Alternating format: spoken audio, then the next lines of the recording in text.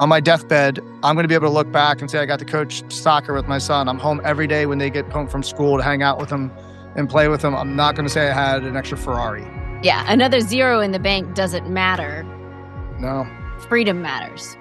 Hey, everyone, and welcome to today's episode of Pivot to Profit. Our amazing guest today is Brian McNally. What up? What's going on? Excited to be here. I am so pumped for this conversation. Our audience will love it. So let me introduce you officially. So Brian McNally is a 4-time Inc. 5000 entrepreneur, investor, advisor, dedicated to building both businesses and legacies. In 2015, he co-founded Meleeo, which soared to the Inc. 500 in 2019 and remained on the Inc. 5000 list through 2022. All very impressive numbers. And he actually exited Meleeo through an acquisition. And now, beyond business, he's a devoted father, husband, and lifelong learner, whether training for MMA, which we will get into, exploring the outdoors, or diving into a great book. We are so pumped to have you share your story with us, Brian. Thank you so much. Awesome. That might be the best intro I've ever had. And of course, you brought that Pam Jordan energy. So I'm pumped to be here. This is great. Yeah, let's do it. Let's do it. So before we dive in, hey, listener, if you're a business owner and you are stressed about numbers, you are stressed about taxes, and you are lying awake figuring out where's my money going, we would love to help. Just go to pamjordan.com and we'd love to help you know your numbers, increase your profit, reduce your taxes, and grow your wealth, because one day maybe you can exit like Brian and live the dream. So Brian, before we go into where you are now, take me back. What did little Brian want to be when he grew up? You know, it's funny. Little Brian didn't even think about things like that. I was so just day-to-day focused. I was a little wild man. I guess if you could say anything, maybe an athlete. I played a lot of sports, soccer, baseball, basketball, everything I could do when I was a kid. Never really gave it much thought to my future, like in that way. I never was like, oh, I want to be a fireman when I grow up. A lot of kids have all that kind of stuff. Yeah. It wasn't me. It wasn't until I was maybe a teenager. Yeah. Where I started to look at the world, and I was maybe 15 or so, 16. I looked up and I didn't know what I wanted to be, but I knew I wanted the freedom of having some money. Like I didn't grow up with money. Everyone around me was kind of in the very working class, blue collar, or if they had a white collar job, it was, cube farm until you're 65, pray for Social Security and hang on kind of thing. Right. Yeah. And I just didn't want that. I knew that, right? Yeah. And I'd watch these movies and I'd see people like living these other lifestyles. I'm like, yeah, however I get to figure that out, that's the plan. Yeah. What that looked like, and I'm a dreamer. So I'm like, by 30, I'll be retired. Like that's the plan, right? Yeah. Just whatever that, I had no clue what that actually would require, but yeah, that's the mindset I had. So I just want to live a life on my terms. I knew that. So beyond that, that's about as far as I got. I love it. So growing up in a working class family, what were you taught about money? Like, what did mom and dad teach little Brian when it came to money? Earn it as a responsibility to pay the bills to survive, right? Get a good job, have benefits, you would say it's a scarcity mindset. Yeah. Money doesn't grow on trees. You have to earn it. You have to, you have to be wise how you spend it. My mom used to have a sign on the thermostat that said, unless you want to pay the bill, don't touch this. Are you kidding me? Yeah, because we turned it, the bill would go up. And she put a sign, unless you want to pay it, don't touch this. Because I'd wear like a sweatshirt in the house in the winter because it was cold and she didn't want to run the heater, right? So this is when I was a teenager. I remember little things like that. But good lessons, right? So if I wanted nicer things, say sneakers was a good example, right? I wanted a $80 pair of sneakers or not, something more expensive, the Air Jordans, because I was getting Bobos. Right. I had a $50 limit.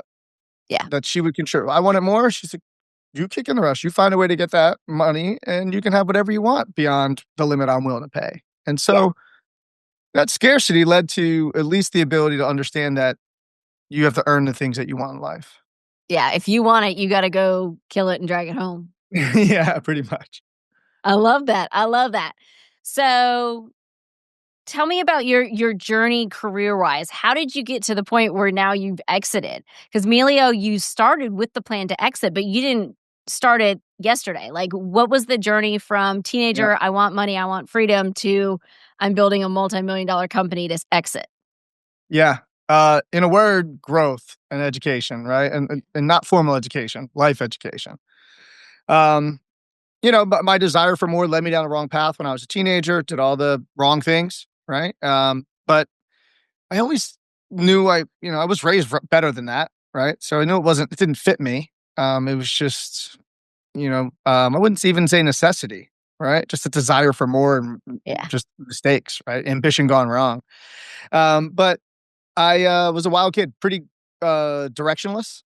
I was a good athlete. I was supposed to go to college to play lacrosse and didn't even open half the letters I got. I was too busy just being wild and working at Cheesesteak Place and doing crazy stuff. So I just went to like a local college with a buddy who was going to play soccer. I was going to play lacrosse. And, about halfway through the year, I'm bored. I have no direction. I'm just doing general studies. I'm just going to college because, that's what you're supposed to do kind of thing. Yeah. And had a friend move to South Florida. I came down to visit at University of Florida. I looked around. I was like, yeah, finding the sun. Let's do this. Right. So came to South Florida, eventually tried to take up hospitality management because I thought it Okay. was going to be Tom Cruise and cocktails. I was like, hey, I'll go to the Caribbean. I'll save a bunch of money. Live a cool life. I'll come back, open a restaurant or something. Like this is the mindset I had, just all dreamer stuff. No Yeah. real practical, knowledge behind any of this. Um, then I woke up my senior year of high school or college, just realized that this is a dream without any tangible effort behind it, right? And moved back home into my parents' house, or my mom's house at the time, and in the bedroom I grew up in, had, Ooh. because I had moved away at 20. I was just gone on my own, and I needed a place to recoup. And worked the network locally, found a guy who had a startup business, staffing company called McGrath Systems. His name was Mike Wiley. Gave me a chance, friend of a friend sort of situation. And honestly, in hindsight, it was the best thing that ever happened to me from a business perspective. Yeah. I was the third employee in a three-person startup. It was the owner, one other guy, and me and the other guy are fresh out of college when we know Yeah. nothing, right? But we were in the basement of some bank building with no windows, working 12 hours a day next to a plumber, a surveying company, and like a driver education school. It's not even a professional building at this point, right? It's Right. just, there's an air conditioner, just makes noises all day long. It's just miserable stuff.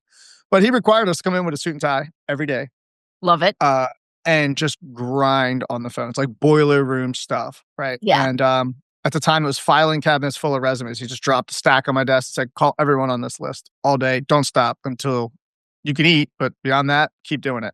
Yeah. Just smile and And dial. yeah, just smile and dial stuff. And I just learned professional work ethic, like white collar sort of worker. I was always a hard worker, but I just had to apply it to doing this. And he made a promise to me. He goes, I was making $29,000 a year salary, working 60 hours a week, which I know most people probably wouldn't take to do that. But it's a lesson in take the opportunity, learn, and grow along the way. It's not always the best opportunities aren't going to look like the best opportunities at first, right? Yeah. You have to look at it as an opportunity to grow who you are. And that's what I did there.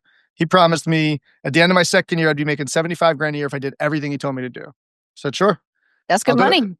I'll do everything you tell me to do. Yeah, that's more money than anyone I knew was making at the time. And I'm like, beautiful, I'll do it. So I worked my ass off, exceeded that goal. And as a company, we blew up and we ended up being Philadelphia Business Journal Fast 50, like 25 employees, $6 million in revenue in like year 3. I mean, I had a front row seat to scaling a startup from the ground up. We're looking for office space like every other week because we're outgrowing it. I'm firing people 12 months into this job. I'm basically a manager already and just got this education by fire. Yeah. And it lit my entrepreneurial spirit. I'm like, oh, and his plan was to grow, sell that company. So to me, that's just what you do in business. That's, I'm not here to work at a cube farm. This meets both my goals. Yes, let's go. Right. Yeah. Eventually that kind of ran its course. I moved back down to Florida with my wife, now wife, then girlfriend. And I got a job at, this was like 2008. I went down to open an office for him in Tampa. Everything collapsed. I was doing light industrial manufacturing staffing. It's complete economic collapse. It's just, Yeah. I fired myself is what I ended up doing. Because I had a lot of respect for him and he was just burning money, keeping the office open. I said, hey man, I've done everything I know how to do. I'm hurting you, not helping me. This has been a hell of a ride, but let's shut it down and you focus on keeping your business going, right? Yeah. And we're still friends to this day. And I ended up put my resume out, got a job at a massive like $1 billion staffing company called Kforce. And they had a Okay. healthcare division. And it's just long lines, phone work, national doing medical records coding. And that's how I got introduced to healthcare. Got you. So when did you go out and start your own thing? A few jobs after that, right? So I kept always took a new job to get growth. I would excel in performance and I'd get bored, and if they'd say they'd offer some new thing, like who wants to try this new service line? I'm like, me, I'll do it. Right. Always just want to try new things. So even at the expense of my income, really. Yeah. Took a job at a consulting firm to learn a new skill, and then took a job at a business process outsource, all in healthcare, and just really expanded my skill set. Always seeking growth, always seeking knowledge. And one of my old colleagues from K-Force wanted to start his own business. We always talked about it. And that's when we came back together in 2015 to make Meleeo happen. I love that. And so Meleeo was born with the idea of we're going to build it and we're going to exit. 100%. Yeah. That's and is that because of your experience that you had when you first started out, and that's the example you had? Partly, partly also that I hated working for people. I hate it. I just despise it. I hate corporate, gobbledygook and bureaucracy and meetings. It made my skin crawl for every time I had to do it. So if I'm going to work, I'd rather do it in an environment that I create. Two, I realized through all those years of work that a lot of the people I was working for and making a ton of money for weren't smarter than me. And they needed me and the people like me to actually do it. I'm like, okay, if we're doing all the work anyway, why don't we take the risk too? Yeah. And we had saw some other companies in the healthcare space follow that path where they were growing and we knew they were going to sell. I'm like, if they can do it, we can do that too. And ultimately, my mission got clear: freedom. I wanted freedom in life. I wanted control of my life. I didn't want to work for somebody else. And I certainly didn't want to sit in a cube farm until the day I turned 65 and pray for Social Security, which probably isn't going to be there anyway. Right. And I just said, this is the way to do it. You got to own something. I don't have the patience to build a really nice stock portfolio for the next 30 years. Not going to happen. Yeah. Right. So let's go start a business, take some risk and make something happen. So it was mission freedom from the jump for us. And we saw a company that was a competitor that had grown a certain amount over time. It was a lofty goal because they were doing really well. And we said, hey, we can do it. $20 million, 5 to 7 years, and sell it. That was the target initially. Okay. And you've said in the past that the staffing industry wasn't your passion. It was just, you said, I can do this for 7 years. My passion was freedom. Yeah. So I'll walk over hot coals every day for 7 years so I never have to work again. Yeah. So you're like, I'll suck this up 7 years because freedom is on the other side. Yep. Yeah, that's pretty There's a saying I kind of go by, right? If something doesn't make you happy, give it up, or if it's not going to make you happy in the future. Yeah. And so I did something that didn't make me happy in the short term to make me happier in the future. Although I would say in the pursuit of future happiness, I found joy not so necessarily in the business, but I evolved as a leader. And I really started to grow into that and found a love for and a passion for leading people. Okay. I love that.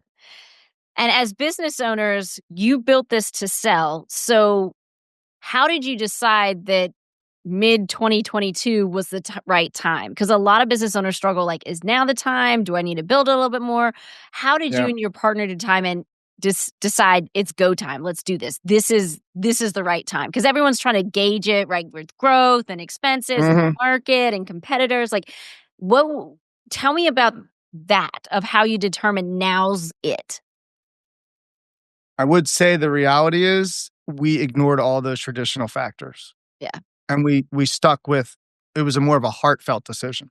Okay. We had made a plan and we wanted freedom. We have young kids, both of us. And we grinded this thing out and built a company with babies, diapers, the lack of sleep for weeks on end, all the things that everyone says they don't have time and it can't, all the reasons they don't ever start a business. We just said, screw it, we're doing it anyway. Yeah. And we did all that and still made it through and maintained our family life. And our goal was, freedom for ourselves, better connection with our families. And we'd achieved our goal. Our goal was 20 million to sell. We were at 50. We knew we're on pace to do 50 million in year 2022. And that's year 7. We're like, hey, we said 5 to 7 years we're going to run this thing. Everybody around us told us we were absolutely insane to sell that company. Our CAGR was crazy. We were on a rocket ship. Everyone's like, you could grow this to 100 million. Just keep going. Yeah, if I wanted to run that business, like, if I really careful, but have a plan, stick to the plan. Pigs get Yeah. fed, hogs get slaughtered, right? I mean, there's a reason. And if money's all you care about, you're going to make that mistake and you're going to be 5 more years in, the economy's going to change, something's going to happen. And then you're in this thing the rest of your life. Right. And so just by sticking to our values and what was important to us and sticking to the plan that we created, Yeah. we were aligned together that, hey, when we hit this opportunity, we're going to take it because that our priority is our lifestyle, not more things that I can purchase. Yeah. Right. Another zero in the bank doesn't matter. No. Freedom Oh, matters. on my deathbed, I'm going to be able to look back and say, I got to coach soccer with my son. I'm home every day when they get home from school to hang out with them and play with them. I'm not going to say I had an extra Ferrari. Right. Right. And really the plan was always, this was the thing we had, like I said, I had to do it. This was my path to get the freedom. Hey, take the money, take the time. There's a really interesting book you mentioned earlier. I love reading. I'm always into reading something. Die with Zero. It's a cool book. And it just Yeah. talks about the reality of your time on this planet, right? I'd rather gain time now and then go back to chasing dollars when I'm older and my kids are grown and that kind of thing. And now I have the opportunity with the wealth I created to build a career and opportunities to create more wealth Right. in a manner of my choosing, not because I had to do it. Right. Yeah. When it was time to exit, what did the numbers of your business, how did they play in those negotiations? I've sat at, M&A negotiations and it's all about the numbers. So how did you guys maneuver those conversations? Because it really does come down to dollars and cents on a page. Yeah. Yeah. We started early as a startup. I didn't know you then, but we hired a Pam, right? Pretty early to come in and get our financial house in order, long before you would think you needed it. Yeah. And I would tell you, if you don't have the systems and process in place to have your financial house in order early, you're going to make mistakes. You're going to wander down a path that you didn't know, was going to hurt you, and it will. That visibility that we had early was amazing. Yeah. I mean, so much so that the PE firm through our Q of E found nothing, Yeah. zero, anything. They just Yeah. said, "This is the cleanest books we've ever seen. This is amazing." Like, great, no problems. We have no questions at all, right? Which doesn't really happen. Just in Yeah. case you guys Quality haven't of sold business earnings, before, is a due nightmare. diligence, you get eaten alive typically. Nothing, zero. And they were like, "This doesn't really happen, but we have nothing to say to you guys because we prioritized our numbers so early." Um, And we prioritized, because of that, we were able to really dial in on the metrics that drove our business that were most important to us, mainly profitability. We weren't real Yes. big revenue people. I know we talk about the revenue number because it's easy to quantify for people. For sure. We didn't barely look at it as a business. Revenue, profit and earnings, gross profit. And that's really what they care about, right?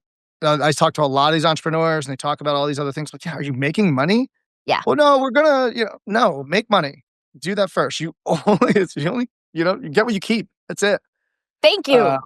it's amazing to see how many people don't realize that, right? And you can't reinvest in the business and grow the business if there's no profit to do it, right? So we got real Amen. clear on our KPIs through that process, narrowed them, didn't have a billion of them. We had like 3 or 4 key things that we focused on relentlessly. Um, and we did it weekly throughout the whole business. Our numbers, we invested in dashboards and data early, constantly. So everyone on the team could see their numbers and the company's numbers at a glance. Yeah, that's huge. That's huge. Because I've seen so many people that come to us and they want to exit. And then I look under the hood and I'm like, you're going to get eaten alive. Like we literally just had a client that she came to us. She wanted to exit. I did a quality of earnings, valuation, all the things. I'm like, okay, well, your walk away is negative $400,000.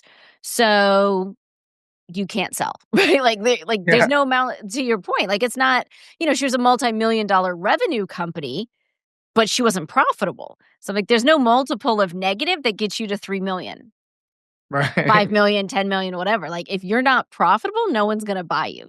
So now she came with this ideal that like, oh yeah, it's ready to sell. Okay, well, let me show you. Not ready to Yeah. sell. And because she wasn't making her numbers a priority, she wasn't having those meetings. She didn't have that as dashboard. She will now because she's a client and we're helping her. But like, she walked in the door, thought we were going to be able to put a bow on her and sell her. No. Yeah. And I mean, beyond the numbers, the like your process, your system, your people, you should be pretty replaced by the time you're ready to sell that business. And the business should be able to continue to perform. If you want to be a good partner, and believe it, you are a partner when you sell that company because most of the time you're not just handing over the keys and walking away. You're engaged probably for 12 to 24 months, 18 months in my case, still have equity in that business. I want it to go well, right? Yeah. And they're not, they're going to let you out without rolling over some equity and all these sort of things. So you don't want to hand them a lump of crap. Let's be real. And you wouldn't buy that. And so operate with some integrity and grow something that you'd be proud to sell. Yeah. I remember you and I having conversations when you were in that limbo where it was sold, but you were still doing the work, the earnout kind of thing. And like you were Mhm. in it, but not in it. And that's a hard limbo spot to be. Yeah, I realized in that moment that I need a dragon to slay all the time, right? So about a month after selling the company, I was kind of depressed. So mind you, I'm 40 years old. I basically could retire if I wanted. I don't have to work. I'm enjoying my life by all accounts. A lot of the pressure valve was released off of, all the weight of the world carrying a business, pushing your chips in for 7 years straight. And I got depressed because the juice wasn't the same. Mhm. Before we had a goal, we had this mission and it was like, okay, I achieved it. And now I'm here. My mission for those months was protecting my team, ensuring the successful transition of the business, ensuring that the people that acquired us and the business would be successful long term. Just trying to be a good steward, really, Yeah. for all the parties involved, which is kind of how I operate and why I found success in the first place, right? Because I operate with integrity and I try and make sure everyone wins around me and give value. So I focused on that, but that's not something that lights you up in the morning, right? The same as Yeah. growing and selling your business. And that's when I turned my eye to the MMA thing. I'm like, all right, what's my next dragon to slay? And committed to doing an amateur MMA fight, which prior to like 39, I had never even trained any martial art ever. So it was a big lift. Yeah. I remember one time we were hanging out and you had a black eye and I was like, dude, what is going on? Well, I'm doing MMA now. And I was like, hold the phone. You went from medical staffing and now you're fighting people in a cage. I love this. So, Yeah. how did you determine freedom means beating people up and getting beat up? Freedom means the ability to chase challenges and growth, really. Yeah. I learned that the thing that brought me the most joy in the business, the money's great, but really the creation, the opportunity to take something from your head and make it a reality, and honestly, all the lives we impacted along the way, that brought fulfillment. And really, I learned really that lesson of the growth or fulfillment comes from challenging yourself and doing something really hard. And I can't think of too many things harder than this. As my body is finding out, I've like torn an ACL, torn a calf muscle. I just sprained my MCL. I've got separated shoulders. I've torn a ligament in my wrist. I've all kinds of countless issues that delayed this. I actually had a fight scheduled for April 27th at the Florida State Fairgrounds. And then I just sprained my MCL like a couple weeks ago. So delayed once again. But much like in business, I ups and downs, nothing was ever going to be easy. So I mastered the art of relentless pursuit of my goals through all obstacles. I love it. So, what is the goal now? Like, where you're heavy, active father, parent, husband, all that. And then are you training every day? Like, is the goal to be on TV? Do we just want to win locals? Like, what's the dream? The goal from an MMA perspective, just once. I mean, it's more just like, hey, I want to check the box. Just Okay. doing it one time at my age and my experience level is a monumental task. Yeah. I'm not trying to be in like the circuit. I'm 43. My body's barely making it to one. I'm realistic about that. Okay. But it's a worthy cause. So really, I'm trying to inspire others to live a life of fulfillment. I mean, I found throughout this, I wasn't always like this. I mean, I was out of shape, unhappy, not the best father, not the best husband. And through building the business, all these sort of things, I had this massive turnaround in my life and just kind of this epiphany that, I control my own destiny. All these things are within my control. The world doesn't happen to me. And that there's always been a little voice in my head that says, you're not living up to your potential. Mm. And I constantly live every day chasing that little voice. I know I'll probably never actually catch it, but I'm going to do my best to try in all areas of my life. So right now I'm writing a book. Oh, Dream congrats. Design Do is the kind of the working title, and that's kind of my philosophy that you can do anything you want to do. But you want to do an MMA fight, you want to build and sell a company, you want to lose 20 pounds, you want to be a better father. If that's your dream, that's awesome. Design a plan and start doing the work. And there's a lot more details to it than that, but that's the general concept. And that's how I've completely changed my life. Right. Yeah. And in speaking with other people, I talk to these guys and fathers a lot. I just started a men's group. I did my first men's group meetup last weekend because I was Congrats. talking to all these dads and fathers, and they're just struggling. And all Yeah. these men are unhappy and they're scared to talk to their partner about their fears because they're supposed to be the man of the house. Right. And we're not taught to, be vulnerable as men or any of that. And some men need a safer place or mentorship or guidance or just another place to get around other like-minded people who want to better themselves. So I'm doing that. That's more of a passion project, kind of labor of love. Yeah. That's fun. I have a donor advised fund called the Baru Fund, which Okay. is the focus of that is to lead, serve, and inspire the next generation of kids. So I've been doing some charity work with that and going around doing speaking and speaking to kids and supporting charities. Um, and then really the goal from a business perspective Mhm. is to continue to grow my wealth so I can have an impact. It's really much a service mindset at this point, right? I have very few, what you would call, I guess, financial goals from a standpoint of just pure like fun, right? Yeah. Things. There's not a lot of things I want. There's a couple little things I want to be able to do. I don't. I'm getting tired with air travel, so I put a little circle around how do I fly private. That one's on my list to make Let's happen. get a plane, Brian. Yeah, let's do it. So that's on my vision board at the moment. Short of that, I want like a Joe Rogan style man cave. I'm talking a massive warehouse with toys and archery ranges and like just mayhem, right? Just a total, just crazy place to hang out. So this is like that's it. Short of that, I have no other real financial targets.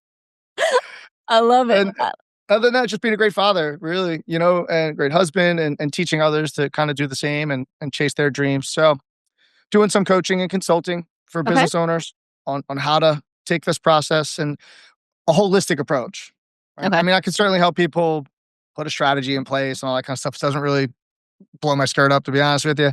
Yeah. I want to work with leaders who want to be better leaders in their life. Right? Yeah. There's a lot of unhappy entrepreneurs that I come across. And the financial metrics would say their life is awesome, but I know they're not happy. And that's a big part of what the book's about is finding that kind of happiness. Yeah, it's fun in that bigger picture. So when you Yeah. exited, how did you and your wife celebrate? What was that? We didn't do anything crazy. We went to our business partner and his wife. We went out to dinner that night. The next day we did took the kids to see a movie. And by Monday I was back in the office because I had to like go back to work Yeah, you basically. had a workout. Yeah. Yeah, I had to keep going, right? So nothing real crazy, we just moved this year into a new home and we put an insane amount of money into like renovating it and building our kind of dream home for the kids and Yeah. got my parents a house and nothing. I'm not very materialistic, so and neither is my wife. We do a lot of really cool vacations, things like that. But the best part is our day to day. I mean, that's what we did it for. Yeah. You Because know? you're there in the morning, you're there in the afternoon. You're Yeah. you're part of their life. Yeah, the other day, me and my wife just went out and had lunch and like randomly, we could do whatever we want. We're like, we don't have to be anywhere. We can do whatever the hell we want. Yeah. And the ability to know that my time is my time and nobody controls it but me, is there's no better. That's worth it. Yeah, that's next level freedom, man. Like everyone says they want freedom, but like you've got it. And you woke up and decided, I want to go be an MMA fighter. I love that. Yeah. Well, when I'm not training full time, yeah, the training takes a lot of time. Oh, I'm I sure. train probably 2 to 3 hours a day most days, plus recovery and just travel between the different locations to train them. It's almost a full time job. Plus cooking and eating, like believe it or not, for when you're on that kind of diet and routine, it's a thing. I mean, Yeah, yeah. I can't imagine the calories and the protein, grams of protein you're in it's a bringing lot. in. Yeah. The grill is constantly fired up with something. So yeah, but yeah, it's great. And then are you doing a lot of recovery, compression therapy, red life? We have a lot of clients in the med spa space. So like I'm Yeah, sure you have like all that jacked up, all that cryo stuff, all that. cold plunge at the house. I just built, as part of the renovations, I put a sauna in my master bathroom. I have two saunas. I've got a wet sauna and a dry sauna. And then Yes. I go outside and cold plunge and just cycle back, kind of do that Nordic thing. Yes. Massage, all that kind of stuff. Yeah, it's all part of it. I love it. I love it. So now you're just living the life and you're doing what you want and helping entrepreneurs. And what I hear you saying is it's really helping them be better leaders and helping fathers be better fathers and husbands. Because you're right, as entrepreneurs, we deal with a lot of high-level professionals, a lot of males and females, but there's not a place for men to be like, "Hey, I feel lost." Yeah, yeah, for sure. And I'm trying to find that blend for, guys later in life, but also younger folks to kind of give them some direction. Um, so it's kind of multifaceted, right? There's kind of a charitable component to it where I'm talking to kids and really trying to give guidance and all that stuff. And then there's this men's group, but the actual coaching, the actual higher level coaching is for entrepreneurs who are trying to take their life to that next level and really take a more holistic approach. So my expertise really from a business perspective or strategy, culture and leadership development, and then from a life perspective, how to find balance. And what I mean balance is I'm not saying you're not going to be unbalanced if you want to achieve something. That's not Yeah. the reality of it, but to find success on balance, right? Like meaning Yeah. in your health, in your mental health, with your overall happiness and contentment with your life and in business. And that's what I mean. I think most people find success in one area and they can't do it in all.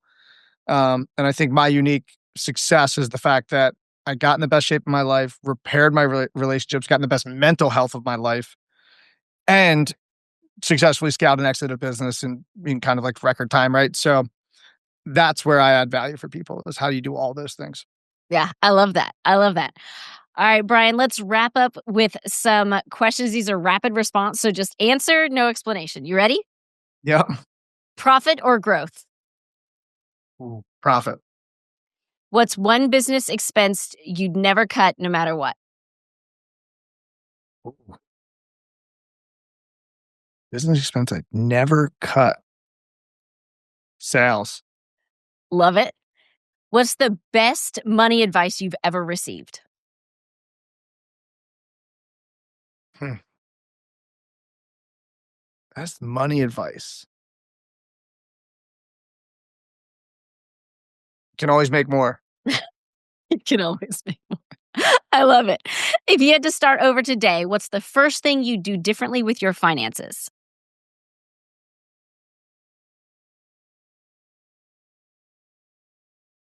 Continual 80s, dollar cost averaging Okay. earlier, much earlier. All right. And what does financial freedom mean to you?